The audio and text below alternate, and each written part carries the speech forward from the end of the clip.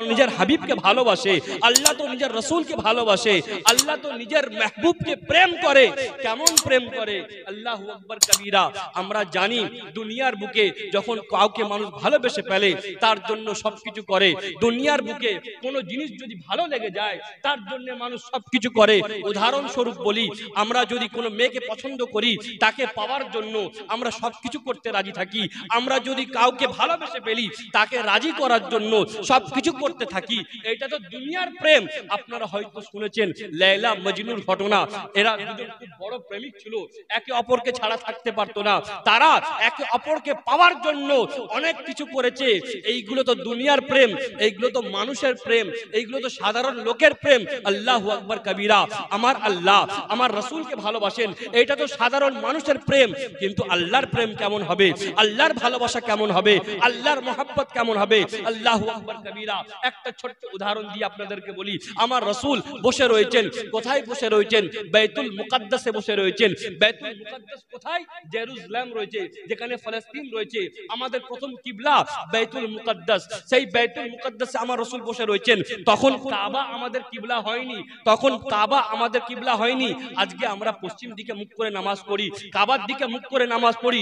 আল্লাহু আকবার কবীরা। কিন্তু আগে আমরা কাবার দিকে মুখ করে নামাজ পড়তাম না। আগে আমাদের কাবা ছিল, আমাদের কিবলা ছিল বাইতুল মুকাদ্দাস। সেই দিকে মুখ করে নামাজ পড়তাম, সেই দিকে ফিরে নামাজ পড়তাম। আমার রাসূল নামাজ পড়ছেন, আমার রাসূল যখন নামাজ পড়ছেন, কাফের আর ইহুদিরা বলছে, এ মুহাম্মদ তুমি তো নিজেকে নবী বলো, এ মুহাম্মদ তুমি তো বলো তোমার ধর্ম আলাদা, এ মুহাম্মদ তুমি তো বলো তোমার খোদা আলাদা, এ মুহাম্মদ তুমি তো বলো তোমার মাবুদ আলাদা, তোমার কি কিবলা আলাদা হতে পারলো না? আমাদের কিবলার দিকে তুমি নামাজ পড়ছো, আমাদের কিবলার দিকে মুখ করে নামাজ পড়ছো কেন? কেন তুমি যেই খোদাকে মানো সে কি তোমাদেরকে কিবলা দেয়নি? কেন? কেন যেই খোদাকে তুমি আল্লাহ বলে মানছো তার কি এত ক্ষমতা নেই যে তোমাকে কিবলা দেবে? আল্লাহু আকবার কবীরা। রাসূল পাক সাল্লাল্লাহু তাআলা সাল্লামকে ব্যথা দেওয়ার চেষ্টা করলো, রাসূল পাকের সম্মানকে খাটো করার চেষ্টা করলো, রাসূল পাকের সম্মানকে নিচে নামাবার চেষ্টা করলো। আমার আল্লাহ তো রাসূলকে ভালোবাসে, আমার আল্লাহ তো রাসূলের সাথে প্রেম করে। আমার রাসূল মুখ দ্বারা কিছু বললেন না, নিজের মুখ দ্বারা কিচ্ছু বললেন না। আকাশের দিকে তাকালেন, আকাশের দিকে তাকালেন। কোরআনের পারার মধ্যে প্রমাণ উপস্থিত রয়েছে। আমার রাসূল মুখ দ্বারা কিছু বলেননি, আকাশের দিকে তাকাচ্ছেন। আমার আল্লাহ বলছেন, জিবরাইল যাও যাও আমার রাসূলের কাছে চলে যাও, জিবরাইল যাও আমার মেহবুবের কাছে চলে যাও। কাদ নারা তাকাল্লুবা ওয়াজহিকা ফিস সামা ফালানুওয়াল্লিয়ান্নাকা কিবলাতান তারদাহা। এ মেহবুব আপনি এটাই চাইছেন যে আজকে কিবলা পরিবর্তন হয়ে যাক? এ মেহবুব আপনি এটাই চাইছেন কিবলা চেঞ্জ হয়ে যাক? আপনাকে আমি ভালোবাসি, আজকে আপনি যেই দিকে মুখ করবেন সেটাই কিবলা হয়ে যাবে। আপনি যেই দিকে মুখ করবেন সেটাই কিবলা হয়ে যাবে। মেহবুব আপনাকে আমি ভালোবাসি, নিজের মুখটাকে কাবার দিকে ঘুরিয়ে দেন। আপনি আজকে নিজের মুখ ঘোরাবেন, কাল কিয়ামত পর্যন্ত সবাই মুসলমান ওই দিকে ফিরেই নামবে। এটা হচ্ছে ভালোবাসা, এটা হচ্ছে প্রেম। সেই রাসূলের প্রতি আমার আল্লাহ তাবারক ওয়া তাআলা এরকম প্রেম, এরকম ভালোবাসা রাখেন।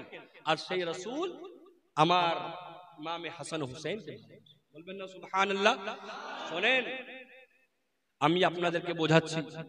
রাসূল পাক সাল্লাল্লাহু তাআলা আলাইহি ওয়াসাল্লাম কোরআন বলছে, ইন্না আতাইনাকাল কাউসার, মেহবুব আপনাকে আমি অনেক দিয়েছি, কাউসার দান করে দিয়েছি, খায়রে কাসীর দান করে দিয়েছি। তার মধ্যে থেকে সবথেকে বড় খায়রে কাসীর কি? ফাতেমা নামক এমন একজন মেয়ে আপনাকে দান করেছি যে পাক এবং পবিত্র, যে মাথা থেকে নিয়ে পা পর্যন্ত পবিত্র। এটা আমার কথা নয়, এটা কোন মৌলানা পীর সাহেবের কথা নয়, এখানে ওয়াহাবি দেওবন্দি সুন্নির কথা নয়। আল্লাহর কালাম বলছে, ইন্নামা ইউরিদুল্লাহু লিইউযহিবা আনকুমুর রিসা আহলাল বাইতি ইউতাহিরাকুম তাতহীরা। এ মেহবুব আপনার পরিবার বর্গকে, আপনার সন্তানদেরকে আমি পাক ও পবিত্র করে দিয়েছি। এটা কোন মৌলানার কথা নয়, কোরআনের কথা, কোন ছোট মৌলানার কথা নয়, কোরআনে পাকের কথা। সেই কোরআন যার ব্যাপারে বলা হচ্ছে যালিকাল কিতাবু লা রাইবা ফি, এই কিতাবে কেরামের মধ্যে কোনো সন্দেহ, কোনো ভুল নেই। সেই কিতাবের মধ্যে ব্যাখ্যা হচ্ছে, রাসূল তোমার ঘরকে আমি পাক ও পবিত্র করে দিয়েছি। তো খায়রে কাসীরের মধ্যে হযরত ফাতেমা রয়েছে। কে ফাতেমা? কে ফাতেমা? কোন সাধারণ মানুষের নাম ফাতেমা নয়, ওনাকে জেহরা বলা হয়। কি বলা হয় জোরে বলুন? ওনার একটা নাম কি? জেহরা। জেহরা মানে কি জানেন? জান্নাতের ফুল। বলবেন সুবহানাল্লাহ। জান্নাতের ফুল, ওনার নাম হচ্ছে জেহরা, আর ওনার নাম হচ্ছে ফাতেমা। বলবেন না সুবহানাল্লাহ? ফাতেমা নামের মানে কি? আমরা নাম রাখি যে কোনো জিনিস, আমরা যদি আমার ওলাদের নাম রাখি, সন্তানের নাম রাখি, তার একটা মানে হয় না?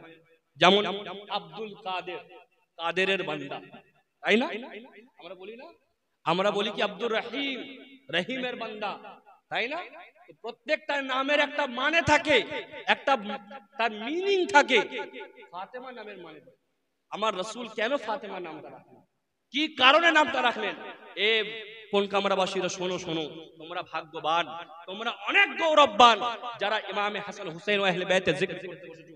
ফাতেমা নামের মানে হচ্ছে যে রুকাওয়াট হয়ে যায়, আড় হয়ে যায়, কোন জিনিসের মাঝখানে দাঁড়িয়ে যায়। মুফাসসিরে কেরাম এবং তারিখের মধ্যে এবং মুহাদ্দিসে কেরামরা বলছেন ফাতেমা নামের মানে হচ্ছে কি, যে কোন জায়গায় দাঁড়িয়ে যায়, কাউরের মাঝখানে দাঁড়িয়ে যায়, কোন জিনিসের মধ্যে দেওয়াল হয়ে যায়, কোন জিনিসের মাঝখানে দেওয়াল হয়ে যায়। আমি বললাম হুজুর আমরা বুঝতে পারলাম না, দেওয়াল হয়ে যায়, ফাতেমা মানে আড় হয়ে যায়, আটকে দেয়, কি ব্যাপারের ব্যাখ্যাটা একটু খুলে বলুন। বলছে শোনো, যারা যারা ফাতেমাকে ভালোবাসবে, যারা যারা ফাতেমাকে সম্মান করবে, যারা যারা ফাতেমার মহব্বত করবে, কাল কিয়ামতের দিন গুনাহগার হবে, শিয়াকার হবে, বদকার হবে। যদি তাদের দিলের মধ্যে ঈমান থাকে এবং ফাতেমার মহব্বত থাকে, তাকে যখন জাহান্নামের হুকুম দেওয়া হবে, ফাতেমা তার এবং জাহান্নামের মাঝখানে দেওয়াল হয়ে যাবে। এই জন্য তার নাম ফাতেমা। বুঝতে পেরেছেন না আমার কথা? ঘুম পাচ্ছে না তো? বলুন ইয়া হুসেন। শোনেন, আমি আপনাদেরকে হাদিস কোরআন থেকে বলছি, নিজের কাছ থেকে বলছি না, নিজের বানিয়ে কথা বলছি না। আলহামদুলিল্লাহ, যা বলছি দলিল সহকারে বলছি। কে ফাতেমা? বুখারী শরীফ তুলুন, বুখারী শরীফের হাদিস রয়েছে, ফাতেমাতু বাদআতুম মিন্নি, ফাতেমা হচ্ছে আমার টুকরো। এটা কে বলছে ভাই? রাসূলে পাক বলছে। আমাদের মতো ছোটখাটো পীর সাহেব বলছে না, আমাদের ছোটখাটো মাওলানা বলছে না, রাসূলে পাক বলছেন ফাতেমাতু বাদআতুম মিন্নি, ফাতেমা হচ্ছে আমার টুকরো। এটা উনি বলেননি আমার দিলের টুকরো, এটা উনি বলেননি আমার কলিজার টুকরো, এটা উনি বললেন না আমার মাথার টুকরো, বরং এটা বললেন ফাতেমা হচ্ছে আমার টুকরো। অর্থাৎ তার মানে কি? তার মানে হচ্ছে এটা, এ শুনো শুনো, ফাতেমাকে যে কষ্ট দিল সে মুহাম্মদকে কষ্ট দিল, ফাতেমাকে যে ভালোবাসলো সে মুহাম্মদকে ভালোবাসলো। ভাই বুখারী শরীফের হাদিস, ফাতেমাতু বাদআতুম মিন্নি, আল্লাহু আকবার কবীরা। হাদিসে পাকের মধ্যে বর্ণিত রয়েছে কি রাসূল পাকের औलाद হযরতে ফাতেমা যখন কাল ময়দানে মাহশরে যাবেন, ময়দানে মাহশরের মধ্যে সবাই থাকবে, মুমিন থাকবে, গুনাহগার থাকবে, আল্লাহর ওলিগণ থাকবে, পয়গম্বরগণ থাকবে, সবাই থাকবেন। হাদিসে পাকের মধ্যে বর্ণনা হচ্ছে ইয়া আহলাল মাহশরি ইয়া আহলাল জামি, এ মাহশরবাসীগণ, এ মাহশরবাসীগণ, এ কিয়ামতের দিনে মানুষরা শোনো শোনো, কি নাকিসু রুউসুকুম, নিজের মাথাকে নিজের মাথাকে নত করে নাও, আর নিজের চোখের পলককে তোমরা বন্ধ করে নাও। কেন? হাত্তা তামুররা ফাতিমাতু বিনতে মুহাম্মদ, তার কারণ হচ্ছে এখন হযরতে ফাতেমা এখান থেকে যাবে। সেই ফাতেমা আহলে বাইতের মধ্যে, সেই হাসান হুসাইন আহলে বাইতের মধ্যে যার ভালোবাসা ঈমান। কি বলছি আমি? ভালোবাসা ঈমান। ভালো করে শুনেন, কোরআন বলছে কুল লা আসআলুকুম আলাইহি আজরান ইল্লাল মাওয়াদ্দাতা ফিল কুরবা। কোরআন বলছে, আমার কথা নয়, এ নবী আপনি বলে দেন, কি বলে দেন? আমি তোমাদের কাছ থেকে কিছুই চাই না, তোমাদের কাছ থেকে কিছুই চাই না আমার আহলে বাইতের ভালোবাসা ছাড়া। এটা কোরআন বলছে। আচ্ছা ভাই বলুন তো, নবী আমাদেরকে সব সময় দিয়েছেন, কোনোদিন চাইনি। আমার নবী এসেছেন, আমাদেরকে আল্লাহ দিয়েছে। আমরা আল্লাহকে চিনতাম না, জানতাম না, মুশরিক ছিলাম, অন্য ঠাকুর পুজো করতাম, কিন্তু আমার নবী এসে আমাদেরকে আল্লাহ চিনিয়েছে। তার বিনিময়ে কিছু চাইনি। আমার নবী তাবলীগ করার জন্য, ইসলাম প্রচার করার জন্য তায়েফের ময়দানে গেছেন, পাথর খেয়েছেন, রক্ত পড়েছে। আমার নবী তার বিনিময়ে কিছু চাননি। আমার নবী মেরাজে গেছেন, সেখানে আল্লাহর দিদার করার পর আমাদের জন্য রোজা এনেছেন, আমাদের জন্য নামাজ এনেছেন। নামাজ আনার পর আমাদের কাছ থেকে কিছু চাইনি। আল্লাহু আকবার কবীরা। আমার নবী আমাদের জন্য মক্কা ছেড়ে মদিনায় গেছেন, তার জন্য কিছু চাইনি। আমার নবী আমাদের জন্য কত কষ্ট সহ্য করেছে, নিজের ঘরবাড়ি ছেড়েছেন, নিজের পরিবার বর্গ ছেড়েছেন, পাহাড়ের উপরে ছিলেন, না খেয়েছিলেন, পেটে পাথর বেঁধেছিলেন, তার বিনিময়ে কিছুই চাননি। আল্লাহু আকবার কবীরা। আমি ইতিহাস খুলে দেখতে পাই, কিতাব খুলে দেখতে পাই, বই খুললে দেখতে পাই, কি দেখতে পাই? আমার নবী সবসময় আমাদেরকে দিয়েছেন। আমার নবী কখনো আমাদেরকে নামাজ দিয়েছেন, আমার নবী আমাদেরকে আলোর পথে এনেছেন, আমার নবী আমাদেরকে ভালো জিনিস শিখিয়েছেন, আমার নবী আল্লাহকে চিনিয়েছেন, আমার নবী ইবাদত দিয়েছেন, আমার নবী রিয়াজত দিয়েছেন, কোনদিন চাননি। কিন্তু আজ চাইছেন, আজ চাইছেন। কেন চাইছেন? কি কারণে চাইছেন? এটা তো নবীর শান নয়। নবীরা চায় না, নবীরা দিতে আসে, তাই না? ভালো করে বুঝবেন, নবীরা চায় না, নবীরা দিতে আসে, সব সময় দিতে থাকে। আল্লাহু আকবার কবীরা। এ মেহবুব, আমি তো ইতিহাস পড়েছি, কিতাব পড়েছি, বিভিন্ন তাফসীর পড়েছি, হাদিস পড়েছি, দেখতে কি পাচ্ছি আপনি উম্মতকে সব সময় দিয়েছেন, উম্মতকে সব সময় দিয়েছেন, আজকে কেন চাইছেন? আজকে কেন চাইছেন? আল্লাহু আকবার কবীরা। আপনাদেরকে বোঝায়, চাওয়া দু রকমের হয়। চাওয়া দু রকমের হয়। একটা চাওয়া হয় যে আমাকে এই পানি দেন, আমি পানি পান করে নিই। আমি বললাম মৌলানা সাহেব আপনার টুপিটা আমাকে দেন। মৌলানা সাহেব নিজের টুপি দিলেন, সেই টুপির মধ্যে আমি কি করলাম, 100 টাকার নোট দিয়ে মৌলানা সাহেবকে ফেরত দিলাম। কথা বুঝতে পারছেন? আমি মৌলানা সাহেবের কাছ থেকে টুপি চাইলাম, চাওয়ার পর সেই টুপির মধ্যে 100 টাকা রেখে আমি মৌলানা সাহেবকে দিয়ে দিলাম। আচ্ছা বলুন তো, চাওয়া হলো না দেওয়া হলো? জি, চাওয়া হলো না দেওয়া হলো? আপনি বলবেন হুজুর আপনি চেয়েছেন দেওয়ার জন্য, তাই না? আপনি চেয়েছেন দেওয়ার জন্য। একটা চাওয়া নিজের জন্য হয়, একটা চাওয়া দেওয়ার জন্য হয়। আমি চেয়েছি দেওয়ার জন্য, আমি বুঝে গেলাম নবী এমনি চাইনি, নবী আমাদেরকে দেওয়ার জন্য চেয়েছে। নবী এমনি চাইনি, নবী আমাদেরকে দেওয়ার জন্য চেয়েছেন। কি দেওয়ার জন্য চেয়েছেন? হাদিস যখন আমি দেখি, রাসূলে পাক বলছেন মান আহাব্বানি ওয়া আহাব্বা হাযাইনি ওয়া উম্মাহুমা ওয়া আবাহুমা কানা মাই ফি দারাজাতি ইয়াউমিল কিয়ামা। শোনো শোনো, কাল কিয়ামতের মধ্যে সবাই নফসি নফসি করবে, কাল কিয়ামতের মধ্যে সবাই পেরেশান থাকবে, কাল কিয়ামতের মধ্যে গুনার মধ্যে ডুবে থাকবে, কাল কিয়ামতের মধ্যে সবাই বলবে আল্লাহ এ খাল্লাকে বেনিয়াজ, এ পরওয়ারদিগারে আলম তোমরা বিচার শুরু করো। মাওলা এই কষ্ট সহ্য করতে পারছি না, মাবুদ এই কষ্ট সহ্য করতে পারছি না, এ পরওয়ারদিগারে আলম, এ খাল্লাকে বেনিয়াজ এই বিচার শুরু করো, এই বিচার শুরু করো। আল্লাহু আকবার কবীরা। কিয়ামতের দিন সবাই নফসি নফসি করবে। আমি তোমাদের কাছ থেকে কি চেয়েছি? আহলে বাইতের ভালোবাসা চেয়েছি। আমি তোমাদের কাছ থেকে কি চেয়েছি? আমার আল আওলাদ ফাতেমা আলী হাসান হুসাইনের ভালোবাসা চেয়েছি। কেন চেয়েছি? কিয়ামতের দিন সবাই নফসি নফসি করবে, কিন্তু যারা আমার আওলাদকে ভালোবাসলো, যারা ফাতেমাকে ভালোবাসলো, হাসান হুসাইনকে ভালোবাসলো, কাল কিয়ামতের দিন আমার সাথে তারা আরামে থাকবে, তারা আরামে থাকবে। রাসূলে পাক চেয়েছেন কি কারণে ভাই? দাওয়ার জন্য, দাওয়ার জন্য। আল্লাহু আকবার কবীরা। আহলে বাইত কোন ছোট জিনিসের নাম নয়। আপনারা কি মনে করেছেন আহলে বাইত কোন ছোট জিনিসের নাম? যাদের জন্য কোরআনের আয়াত নাজিল হয় তার নাম হচ্ছে আহলে বাইত। যার জন্য আমার রাসূল মেম্বার থেকে নেমে যায় তার নাম হচ্ছে আহলে বাইত। যার জন্য আমার রাসূল সাজদা লম্বা করে দেয় তার নাম হচ্ছে আহলে বাইত। যার জন্য আমার রাসূল বলে ফাতেমা হুসাইনকে কাঁদিও না আমি কষ্ট পাই, তার নাম হচ্ছে আহলে বাইত। আহলে বাইত কোনো ছোট জিনিসের নাম নয়। আসুন আসুন, আমাদের মতন ছোটখাটো মাওলানা আহলে বাইত সম্পর্কে কি বলবে? আমাদের মতন ছোটখাটো পীর সাহেবরা আহলে বাইত সম্পর্কে কি বলবে? আহলে বাইত সম্পর্কে জানতে হলে সাহাবায়ে কেরামদের কাছ থেকে জানতে হবে। আহলে বাইত সম্পর্কে জানতে হলে যারা ভালো জিনিস, যারা ভালো মানুষ তাদের কাছ থেকে জানতে হবে।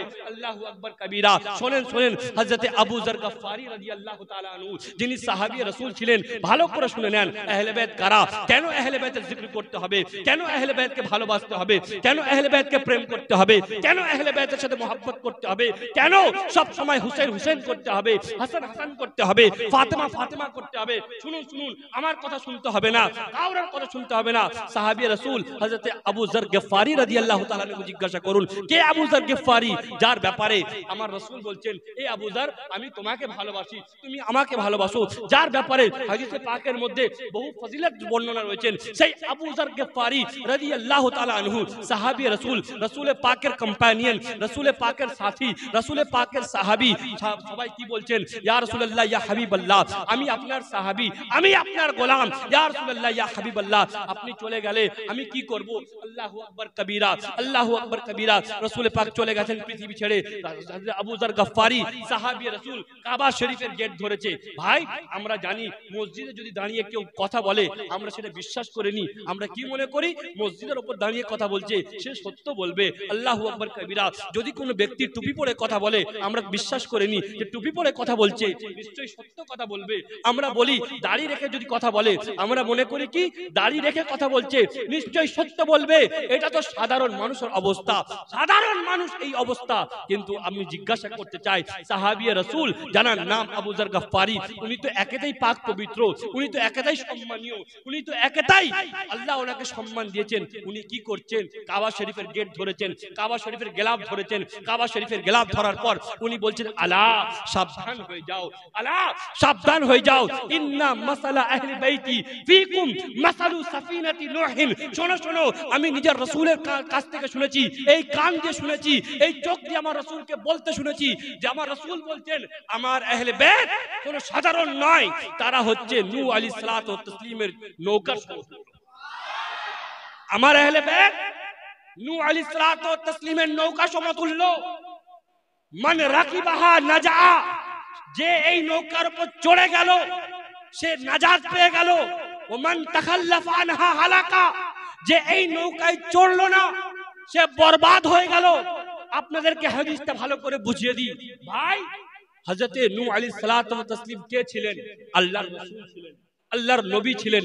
প্রথম রাসূল হচ্ছে হযরতে নূহ আলাইহিস সালাতু ওয়াস তাসলিম। প্রথম রাসূল যার উপর কিতাব নাযিল হয়েছে তার নাম হচ্ছে হযরতে নূহ আলাইহিস সালাতু ওয়াস তাসলিম। উনি আল্লাহর পয়গম্বর ছিলেন, আল্লাহর মেসেঞ্জার ছিলেন।